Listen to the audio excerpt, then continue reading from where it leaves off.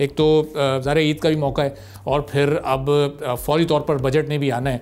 तो अब इस पहले ज़रा ईद की मुनासबत से आप कुछ बताइएगा कि कैसे ईद तो आप बड़ी ज़ाहिर लोग गुजारते हैं और बड़ा अच्छा एक माहौल होता है खुशी का, लेकिन अब ये बजट का कितना प्रेशर महसूस कर रहे हैं फौरी तौर पर इसके बाद? जी, बिस्मिल्लाहिर्रहमानिर्रहीम। आपका बहुत शुक्रिया। मैं आपके चैनल के तवस्सुत से तमाम पाकिस्तानियों को ईद मुबारकबाद कहना चाहता हूँ और उम्मीद करता हूँ कि ये ईद हम सब के लिए अच्छी रही होगी और इस ईद के आने के बाद वाला साल मज़ीद बेहतर होगा।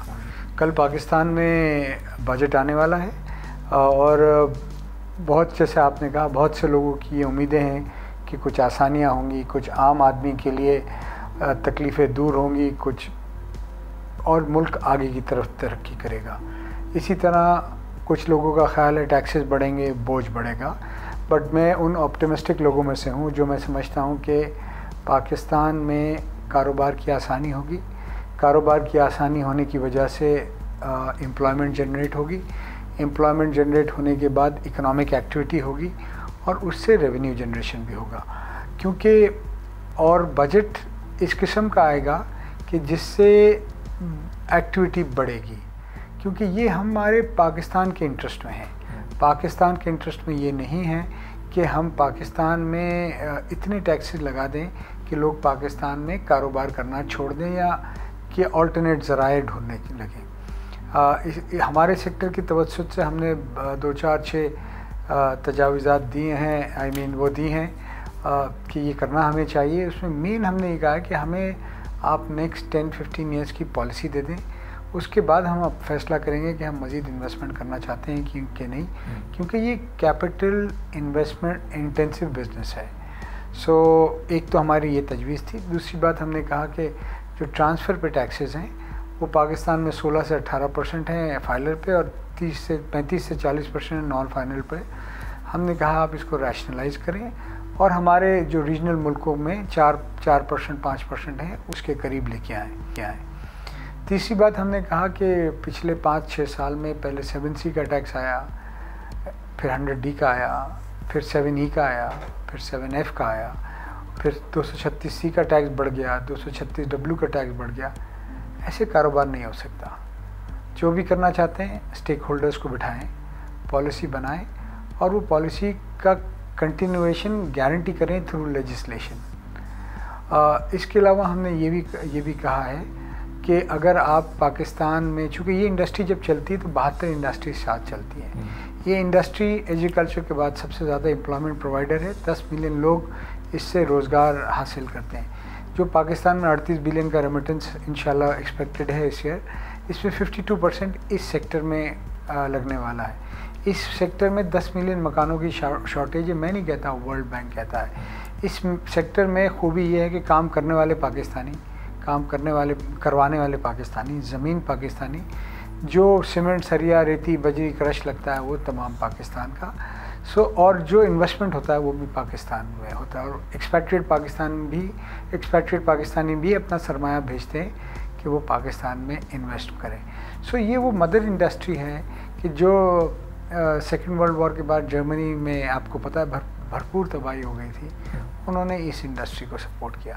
तो आज वक्त आ गया है कि गवर्नमेंट अपनी प्रायोरिटी लिस्ट में इस इंडस्ट्री को डाले, SIFC अपनी प्रायोरिटी लिस्ट में इस इंडस्ट्री को डाले, क्योंकि यही वाहिद इंडस्ट्री है कि ये चलेगी तो पाकिस्तान के बहुत सारे मसाइल हल होंगे। और मुझे ये लगता है कि अब प्राइम मिनिस्टर को भी रियलाइजेशन है, क्योंकि पिछले 3 years were very tough, very challenging for this industry. अब उन्होंने टास्क फोर्स बनाई है जिसमें हमारे फाइनेंस मिनिस्टर हैं, हाउसिंग मिनिस्टर हैं, फाइनेंस मिनिस्टर फॉर स्टेट हैं, हमारे क्या बोलते हैं जनरल वो हैं, जनरल दिलावर साहब हैं और लोग भी हैं। इस टास्क फोर्स का मकसद क्या है जो बनाई गई? यस, इस टास्क फोर्स का मकसद ये है कि हाउसिंग एंड कंस्ट्रक्शन इंडस्ट्री को रिवाइव किया जाए, फाइलों के बिजनेस को प्रमोट नहीं किया जाए।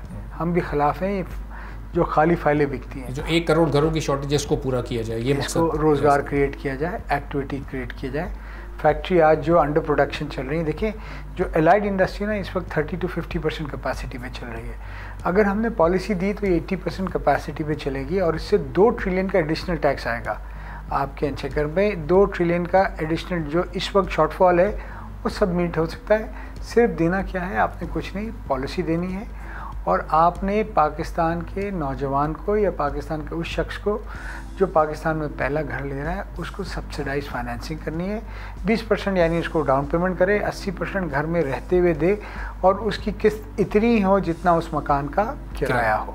अच्छा, एक आम पाकिस्तानी की सबसे पहली ख्वाहिश यही होती है कि वो अपनी ज़िंदगी भर की जमा पूंजी लगाए और किसी तरह एक छोटा सा घर जिसकी उसकी अपनी छत भी हो, ज़मीन भी अपनी हो, बना ले। लेकिन ये पिछले 5, 6, 8 सालों में पाकिस्तान में लोगों की सेविंग अगर 1 किलोमीटर की रफ्तार से चलती है तो ये जो स्पीड है कीमतें बढ़ने की है शायद 100 या 110 किलोमीटर की रफ्तार से बहुत तेज़ी से आम आदमी को पीछे छोड़ते हुए जा रही हैं। कैसे इसको रोका जा सकता है? देखिए, अनफॉर्चुनेटली पाकिस्तान में पिछले 3-4 साल में डिवैल्यूएशन बहुत हुआ। 140 से डॉलर 330 और आज 280-85 पे है। उसका भी बहुत इम्पैक्ट आया। इस हिसाब से लोगों की इनकम नहीं बढ़ी, एक बात।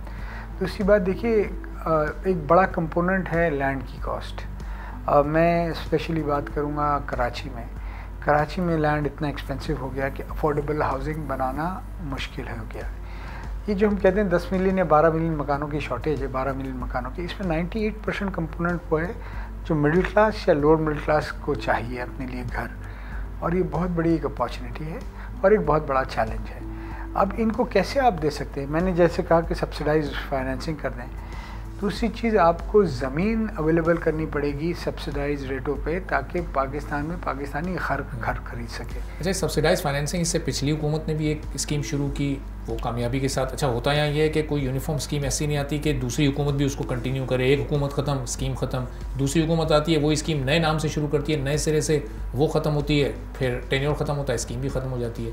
तो ये स्कीम की कंटिन्यूटी क्यों नहीं मुस्तकिल? देखिए, हमने पहली डिमांड ही ये रखी है कि पॉलिसीज़ की कंटिन्यूटी होनी चाहिए, गारंटीड थ्रू लेजिस्लेशन, और वो पॉलिसी मेकिंग में स्टेक होल्डर्स का हिस्सा होना चाहिए।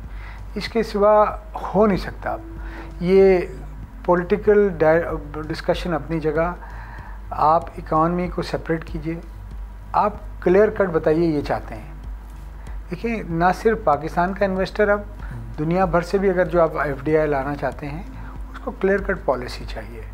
अगर आप पॉलिसी देंगे नहीं और ये कहेंगे कि भाई हम क्या दे सकते हैं, हम खुद 1 साल के लिए दे सकते हैं, ऐसा नहीं चलेगा। देखिए, अनफॉर्चुनेटली मैं आपको फिगर शेयर करूं, you will be surprised, 52% of Karachi is living in kachi abadis. Karachi which is the financial hub of Pakistan. Karachi जो हमारा सबसे बड़ा शहर है, इसकी आबादी 3 करोड़ से ज़्यादा है। अब उस 52% लैंड को प्लान क्यों नहीं किया जा रहा? क्योंकि वो 52% लैंड पे हमारी पॉलिटिकल हुकूमत का वो सबलीज कर देती है। गोटाबाद कच्ची आबादी, किस मुल्क में आज इस सदी में कच्ची आबादी की मिनिस्ट्री है?